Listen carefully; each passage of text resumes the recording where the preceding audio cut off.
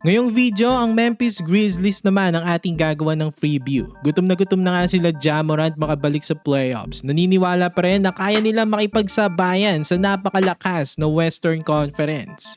Ito ang 2025 to 2026 preview ng Memphis Grizzlies. So magsimula tayo ulit sa potential starting five ng team. Point guard Ja Morant, ang best player ng team. Isa sa pinaka-entertaining panoorin dahil sa kanyang malulupit na dunks. Isa kang explosive at highlight machine itong si Ja. 6'2" lang pero panigurado marami na namang bibiktimahin ito o ipoposterize next season. Last season, nag-average ito ng 23 points, 4 rebounds at 7 assists. Shooting guard naman Kentavious Caldwell-Pope, ang 3-and-D vet na nakuha nila kapalit ni Desmond Bane. Itong si KCP ay hindi naman ganong kataas ang ina-average na points pero ang kanyang impact sa team ay ibang klase. Two-time champion na ito so makakatulong ang kanyang experience sa team. Last season, 40% from deep itong si KCP.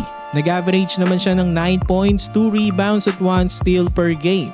Small forward naman Jalen Wells, heading in na sa kanyang second year. Last season okay ang ipinakitang performance nito as a rookie. Nag-average siya ng 10 points, 3 rebounds at 2 assists. Power forward naman Jaren Jackson Jr., ang 6'10" na stretch 4. Tumitira ng 37% from 3. Tapos sabayan pa noon ang kanyang pagiging agile kaya marami siyang ways para makascore. Maasahan rin sa depensa, nag-average last season ng 22 points, 5 rebounds at almost 2 blocks per game.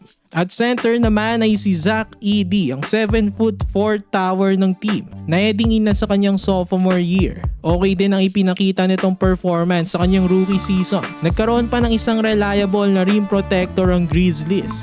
Ang hirap nga makasalaksak sa kanila last year dahil nandyan na si Triple J na former defensive player of the year tapos may 7'4" pa na si Edey. Last season nag-average itong si Edey ng 9 points, 8 rebounds at 1 block per game. Ayan ang potential starting five ng team. Ang kanilang bench naman ay solid din. Meron pa silang sharpshooter na si Santi Aldama, reliable na playmaker at backup ni Ja na si Scottie Pippen Jr.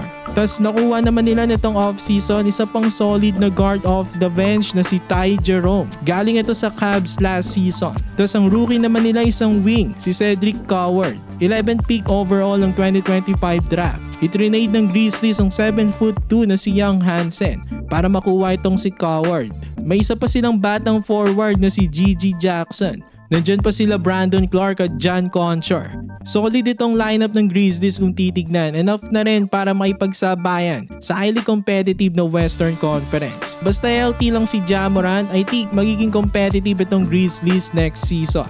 So ano masasabi niyo mga Grizzlies fans? For more NBA content, ilike nyo ng ating video at mag-subscribe na rin sa JB Buckets.